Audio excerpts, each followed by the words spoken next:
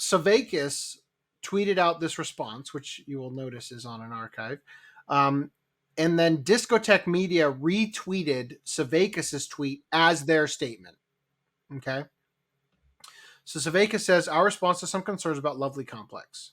We are aware of the comments made by a contractor that worked on Lovely Complex. The English version was made with the supervision and approval of the show's original producers. Dubs commonly punch up comedy and smooth over rough patches so that the end product aligns with the show's intended audience and provokes the intended response. And there will always be shades of gray when adapting a work. Okay, stop me right here. There were various things that were said, like, oh, we changed this, we made this like this, we did that, we added poggers.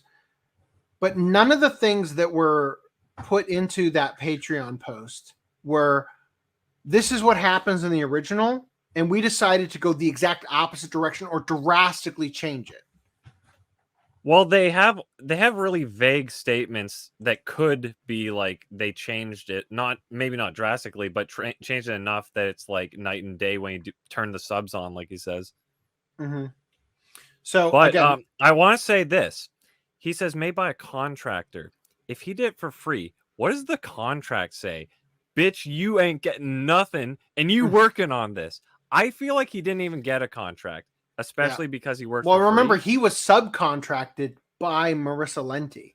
Which, once again, what does that subcontract say? Yeah, you working for free, bitch. Because, like, once again, I'll put it back to the unionize hashtag whatever unionize voice acting people and be like, I guess they don't care. Like, he'll do that for free. But like, all the approvals and stuff, like he didn't even have a contract potentially. So how do you get into that? Yeah. They just let someone come in. So Zavakis goes on to say, anyone expecting exact fealty to the Japanese dialogue should be watching the subtitles, which Discotek has always presented with as little alteration as is possible when translating from a very different language. They're saying very different, so you're thinking like, oh my god, so hard, man. Like, we just can't. But he also you can do it. You can do it on in text, like for the subtitles, right? He says anyone expecting exact fealty as well is like kind of an exaggeration of like people saying like, oh, we definitely want 100% one-to-one. Don't change a thing. Yeah, so that's what it. Read it that way. Anyone expecting a one-to-one translation of the Japanese dialogue should be watching the subs. We are deeply disappointed at this individual's lack of professional discretion and will not be working with him in the future. We will continue to work on future projects with an eye towards satisfying as many fans as possible. Thank you for your continued support. In case you didn't notice, they are just pointing at the guy. They're not pointing at Marissa. They're not pointing at Sound Cadence at all. You know, Sound Cadence, you know, they hired him and all that stuff. Like, note the qualified? trans flag colors for the Sound Cadence logo too. So Sound Cadence had this to say about it. We have been made aware of the unofficial and unsanctioned statements by a contractor in regards to our Lovely Complex dub project and wanted to address the post in question. Firstly, no contractor speaks for the Sound Cadence Studios team. All contractors are assembled and retained on a per-project basis. Secondly, regardless of any one contractor's personal feelings about a project, all productions created at Sound Cadence Studios go through many layers of supervision. In this case, while this individual did help create scripts for Lovely Complex, those scripts then went through a head writer, 2 supervisors, the end client at Discotek, as well as the Japanese licensor. And those scripts were then vetted and approved by all of those parties before being recorded. In no situation, still made it through. In no situation would we allow a product that didn't honor the original work to come to market. We thank the fans who have already supported the release and are delighted by the positive reviews by those who have seen the English language version.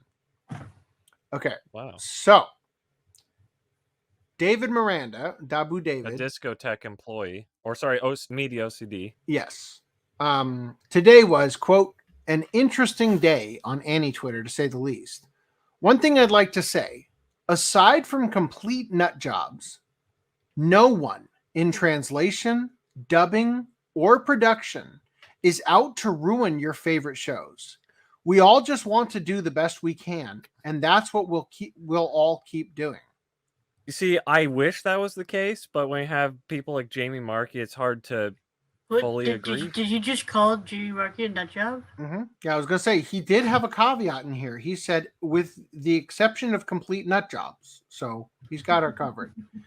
The people in this industry overwhelmingly love working on what we do. Even if the shows we're working on sometimes don't match our specific tastes, it shouldn't matter if we like something or not.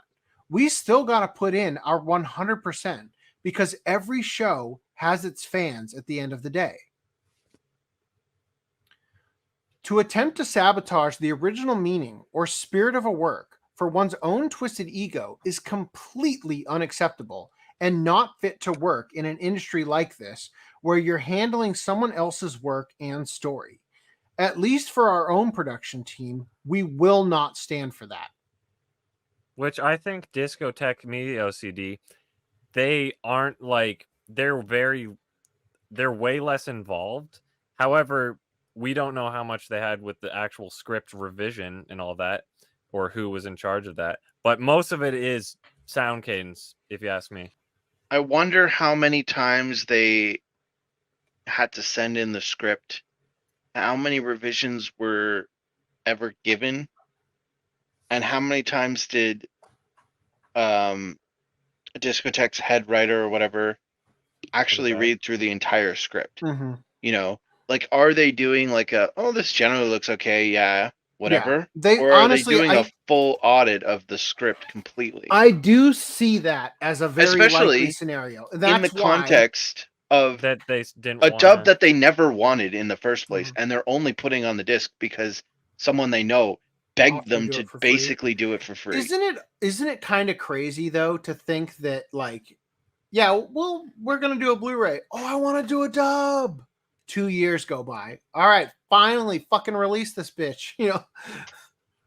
So, I do think that especially for a 24 episode series, it is fucking impossible for people to listen to every single second of it and approve all of it. Like, they're definitely listening to like jumping around and like just kind of hearing a couple of clips here and there and checking it against the Japanese and being like, yeah, that's all right. Like, and that I think is why you have instances where Gamergate Creepshow or the Patriarchy line in Prison School and Dragon Maid respectively end up making it past the people who obviously should have said, oh, fuck no, you get back in there and record that again, you bitch. You know, terrible work. You're fired. All right, so glad never darken your door again. That's my localization of how that should have gone down. I'm changing it for modern audiences who hate Jamie Markey. Glad to hear that the overwhelming majority of the claims made about the alleged changes in Lovely Complex were complete lies and never made it to begin with. And glad people in the community fact-checked that. Truth is, we're nothing without you fans, and we always want to do right by you. Okay, so that's what David said. Shabes, quoting that original thread, said, I've said it multiple times in my videos. Not every anime deserves attention or acclaim, but they all deserve respect.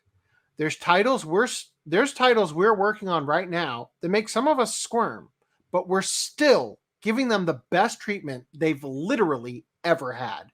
Watch us.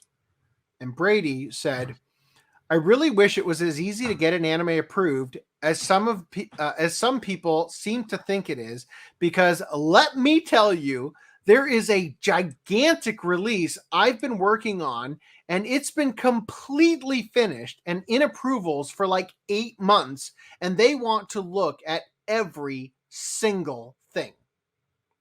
Well, it seems like Discotek didn't do that.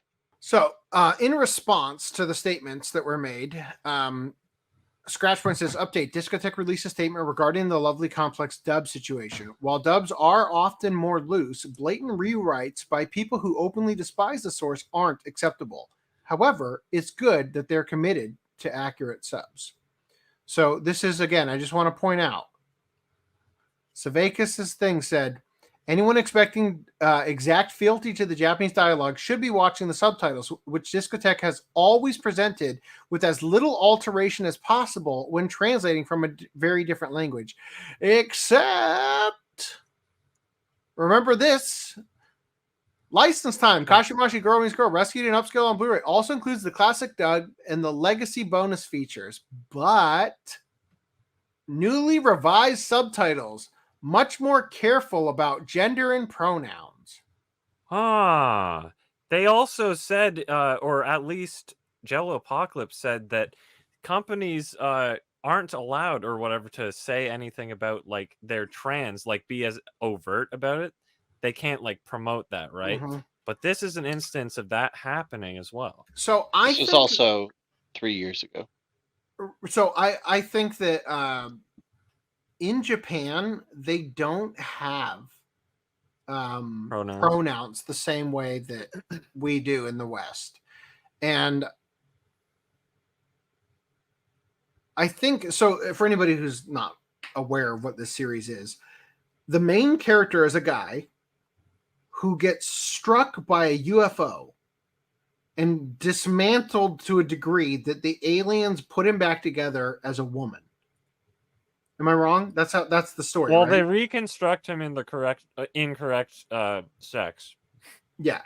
So the character then becomes a woman, right? Yeah. And so the pronouns that get changed are how they refer to him. Like the third party characters would say. I'm assuming that his best friend or whatever keeps calling him or whatever. I don't know if that in the subtitle or in the original or in the new subs. I haven't seen the new subs, but when they're talking about much more careful about gender and pronouns, I don't know what the hell else it could be. It would have to be either a brief period where he just becomes a girl, and maybe I don't know if later they call him she or whatever.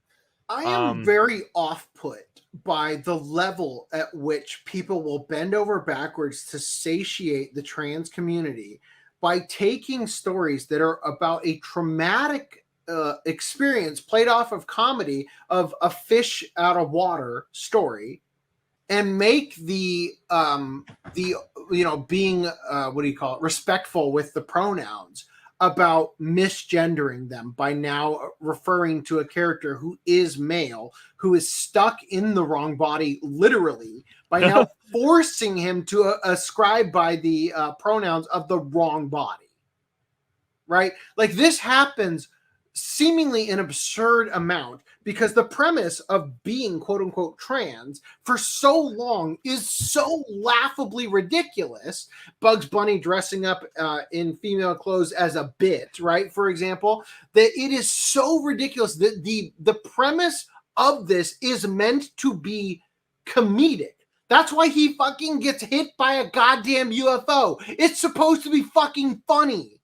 But they have to treat it so goddamn seriously to not offend the trans community that they bend over backwards to suck off, that they end up making the traumatic experience into something where they now misgender him in order to swear fealty to the trans community, right? Like it's fucking absurd.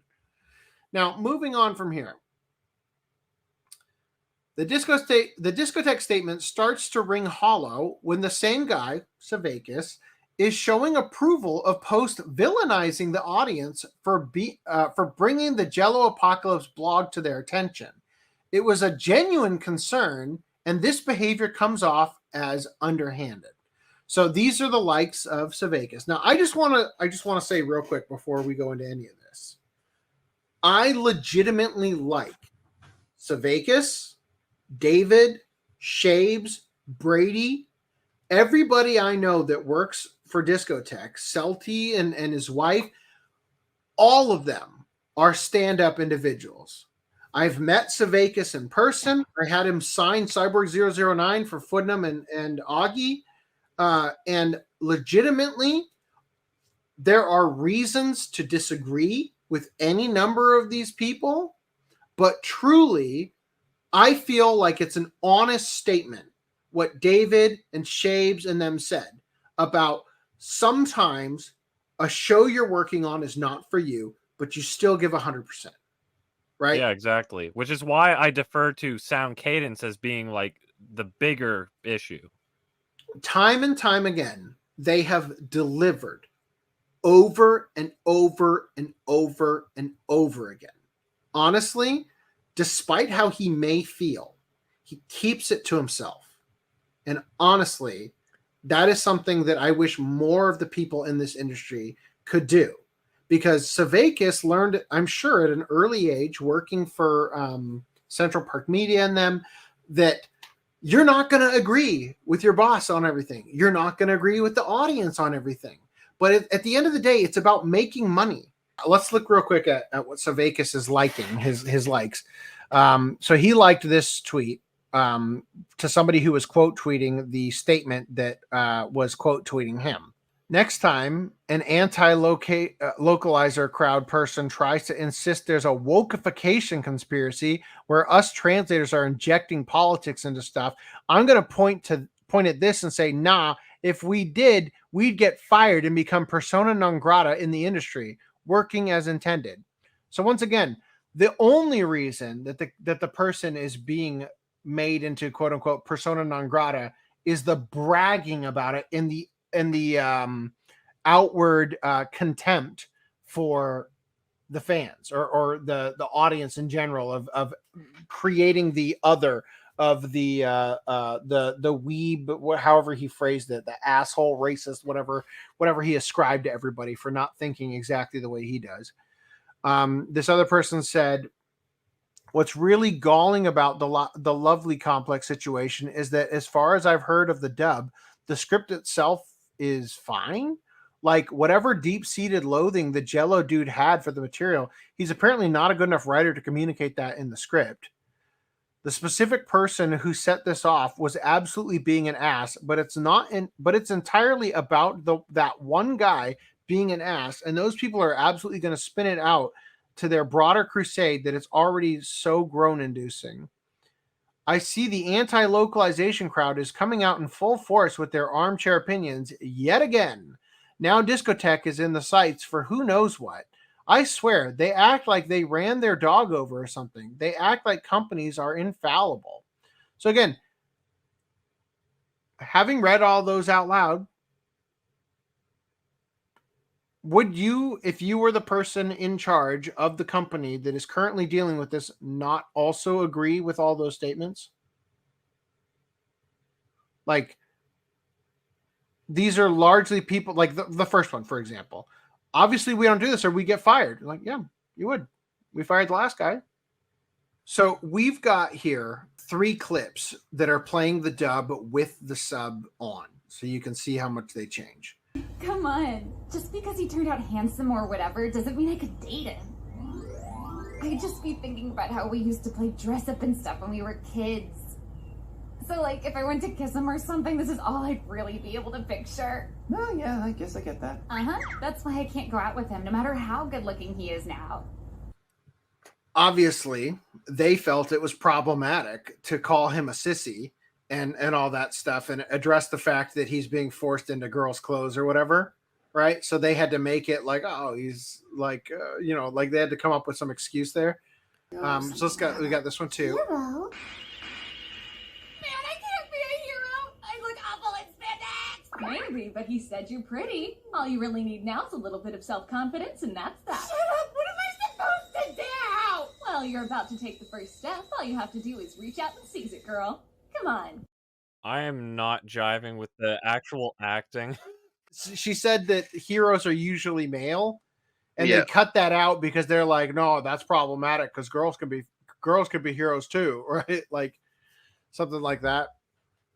So this is definitely a inside look into the whole thing about how they kind of look at localization. Is that like they're very, and again, this is when I'm going back to the whole Jamie Markey thing. It's like we use the patriarchy line as an example because it's so egregious, but this kind of shit subtly is undermining everything that they do when it comes to this stuff, So let's see the third I'm one here. upset. I know that was weird, but how did Kai isn't a bad guy? Never before have I seen such a prime example of pure evil in all my life. Ugh, dude. He literally called me a goblin 3 times. I didn't tell him to. Why is that my fault? You're his hero. Do something about it. Hero. I don't know. He should really be ashamed of himself letting a girl fight his battles for him. Loser. Cool casual sexism. You're as short as your own sightedness. How did that? Again. Good morning, my queen. Since you like hanging out with weenies, I made you hot dogs. Oh. Yes, queen. If the point is to make a character you despise, I mean, that's a good line for it. What are your thoughts? I'm gonna have to like rewatch them 4 times to extract. The thing is, sometimes you have trouble even keeping up with the sub when you're just focusing on the sub, trying to flip back and forth. But specifically, so I like, think with the guy, that one was almost identical. It was when what's his name showed up at the end that it was starting to deviate when he said casual sexism and all that. And the goblin thing they threw in. Yeah. So continuing, we've also got in the most recent development, Lovely Complex dub situation is Discotek deleting the statement regarding Jello's post. So it appears this situation will be memory hold rather than left as a reminder of what not to do. But we have an update. And so people are asking Savakis, why did you delete the statement regarding Lovely Complex? To which Savakis responds, we were asked to. By who? And then he did. Yeah. That was like literally every comment after this. By who? By who? By who? By who? Right. Who told Discotek has released another statement addressing the deletion of the previous one and asserts that they don't stand for censorship. Actions speak louder than words. So stay vigilant. But maybe this ordeal will make for more careful supervision in the future. So this is Savakis' statement on it. For those wondering why an earlier statement about Lovely Complex was removed, we need to coordinate some stuff behind the scenes. We'll hopefully have more to say at a later date. For now, sorry, but that's the pro world for you. For those still side-eyeing us, we hear you and we understand. But honestly, look at us. We not only released 2 of the most offensive anime ever made, Violence Jack and Angel Cop Uncut, we restored them from 35 millimeter. You know what we stand for, and it sure ain't censorship. Again. Well, but apparently, if you make fun of a trans person, that's crossing the line. In response to the statement about Violence Jack and Angel Cop, this person says, Violence Jack and Angel Cop did not receive new English dubs like Lovely Complex did. In particular, you praised said dub as faithful, but there is evidence this is not true. The fact you see these situations as similar says maybe you weren't informed enough to make a proper statement. And he says, agreed. 24 episodes is a lot to go through on a project you didn't directly supervise. So he made the statement without having, any idea if it was I think he would have just assumed it would have been more faithfully adapted based on the history of working at Discotek than it ended up being. You'll recall Jello said, if we don't remove them simping over the self-insert character, I quit, right? So here's the thing. Good work! You did great out there! Don't let it go to your head. You just had a really good stylist, that's all. Nakahata's the absolute best in the business, that's for sure. Stylist. Flatterer. You are so sweet. I'm not lying. I always love working with you, Nakahata. You're the best. All right, tone it down.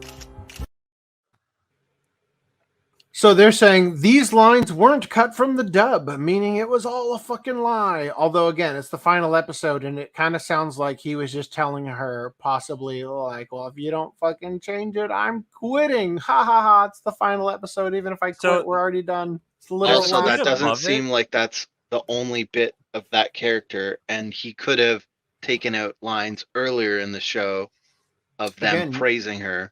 They relied on fans to go through the show to check and validate what Jello was saying. They never did it themselves.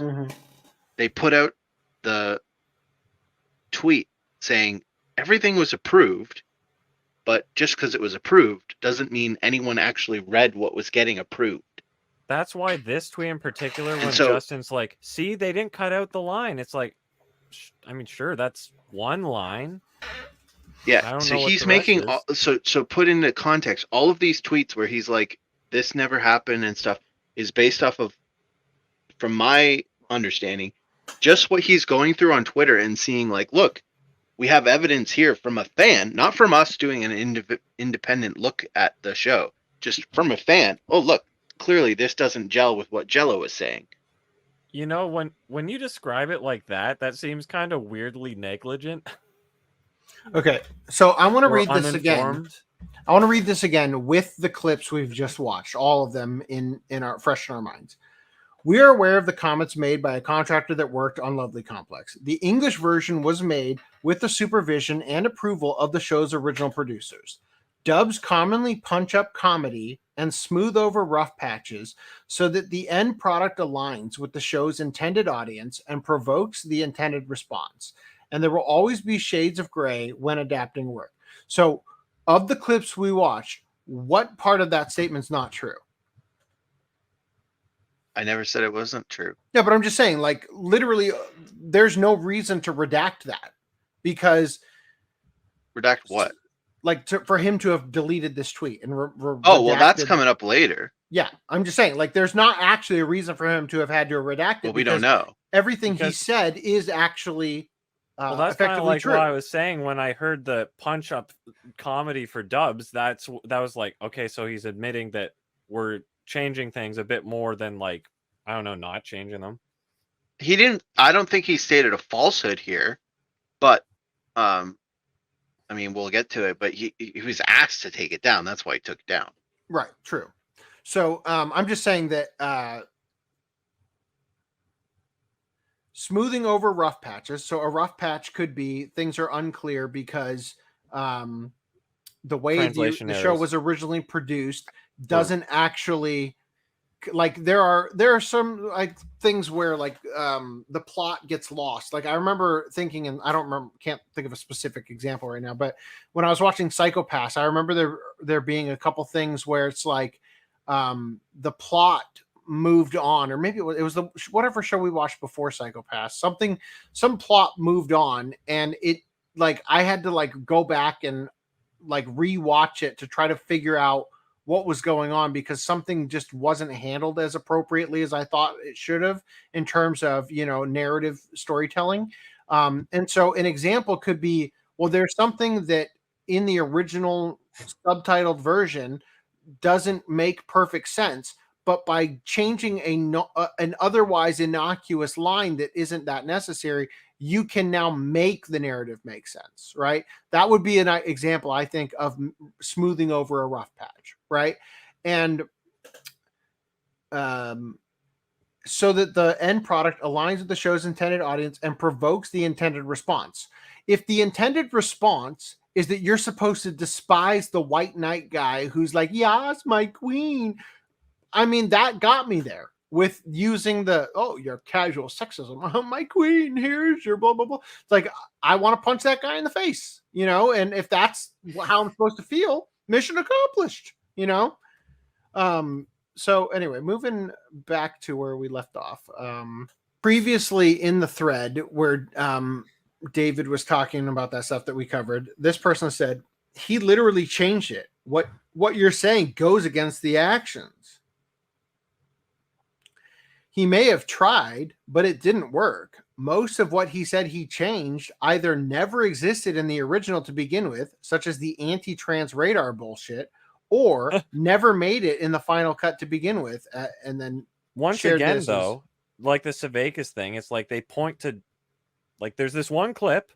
Sure, there's the one clip. I think it's inaccurate for people to be saying that he's lying about removing this, because I interpret this as like it was a desire to remove it, and it's a joke that he threatened to quit because it's the final episode and the work is already done. Okay.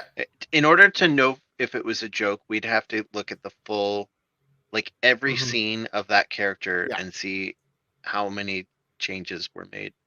did the dialogue. So it's important to note there also appears to be some exaggerated claims by Jello, though it's unclear how many, as only 2 examples have been provided. While potentially good news, it doesn't discount the importance of bringing this to Discotek's attention. So anyway, Savakis, regarding this particular piece of evidence, said literally the exact lines that a certain person claims he cut because he didn't like the manga artist. Stop listening to him. There was no vandalism. The Lovely Complex dub is delightful. Hey, look, more lies. Why? Why would you do this to your colleagues? I do not understand. So said, yeah, I feel like he definitely exaggerated the amount he actually changed, because otherwise some things just didn't make much sense, or he was severely misinterpreting what happened or just lying because like at one point he said they changed Nobuko from having an anti-trans radar thing. So so that's the thing. And then this is the this is again another example of him using community sourced debunkings as opposed to knowing it off the top of his head. Obviously he didn't do it personally, but I'm just saying I don't think anyone at Discotek did. Notice how he's referring to this as being like essentially an issue, like how him talking about all these things, it comes across as an issue because why?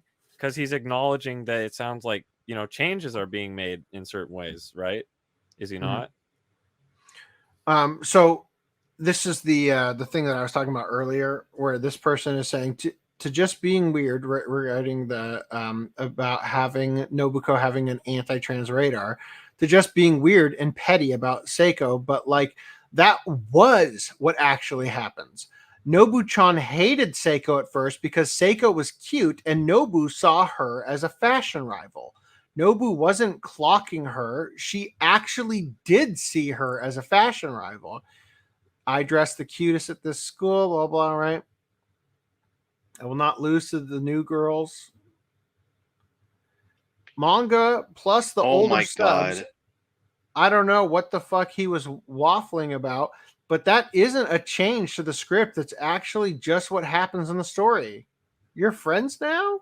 Right? Like they literally remember what I said about like it just sucking ass, and it's like that's it.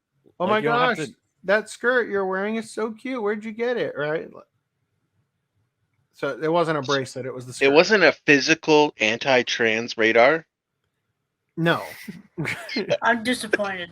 I thought it was. When I read it with the image of him holding the like grab arm thing, I thought it was like a physical anti-trans radar. He used that to pull up the skirt, Random 11. I'm not kidding about that, by the way, as well. Like you'll remember. So, I swear at one point in the article he says like the one character gave him an anti-trans radar. I swear that was a word. So Savaka says, well, I hope all this drama makes more people buy Lovely Complex because it's a real good show. Disagree. That a ton of people really worked really hard on with a really good, actually faithful, unmolested dub. That's a strong statement. It is a pretty good strong choice statement. of words. Unmolested. Also, I love how he's just like, just buy it. Everyone works so hard on it, even though it kind of like says, oh, we didn't really care if it got dubs. They just kind of worked with scraps. But still, it is a very unique dub in the sense that it took them 2 years to make it because it was entirely made based on labor of people who were part of other projects, and so it's kind of an interesting, piece of anime history. So this person said, I'm glad it turns out he was lying, but why was this not mentioned in the official statement? When I read the statement, it sounded like you were confirming that the changes were made based on the wording. Confirming that the changes were made based on the wording. Love what you guys do, and I'll probably get this during Otakon. So Savaka says, because it's the 24-episode show that we worked on over a year ago, these things take time to figure out. We didn't know what he was talking about. Why not wait until after you figure everything out before making the official statement? Or at the very least, make another official statement explaining that the changes he claimed to have made aren't true. You have a right to clear your name. Not everyone knows he was lying. That's it. Like, oh no, I got one more. So there is one person he chose to crowdsourced as you said, he crowdsourced all the evidence, and this is the one he felt was the most compelling. This was the only feedback that mattered. My ass in bio.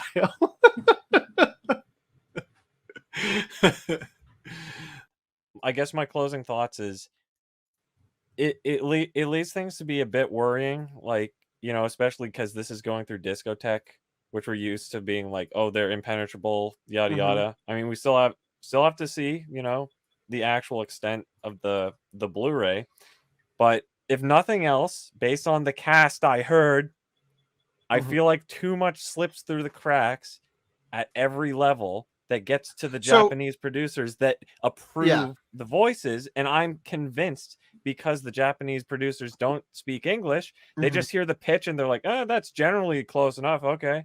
Or I guess like whoever was saying about like maybe the committee just kind of doesn't care. They're more flippant for this specific show. So they're like, okay, whatever it goes. We weren't going to dub it anyway or whatever. So it's kind of, this has been a very nuanced conversation, but I do agree that there is an aspect of this that is alarming and should be, like we should be on guard, right? Yeah, because, and this is kind of what I kept saying about like Jamie Markey tries to obfuscate the fact that, oh, they can only tell with the one line about the patriarchy. And it's like, yeah, well, to be honest, they're subverting this shit at any opportunity they have, right? And if you watch Shin-Chan, like they're punching the Republican fan base like repeatedly with Georgie, like repeatedly. And they've been, truth be told, they've been doing this shit for many, many years, you know, wherever they can get away with it. It's like they have an absolute, they despise the fan base that is of a different, you know, way of thinking than they are, right? So anyway, I would like to end this topic if that's cool. Because I think Bounding into Comics is probably going to have an article by next week, and I think it's going to do effectively what I was going to ask you to do. So yeah, the manifesto is over.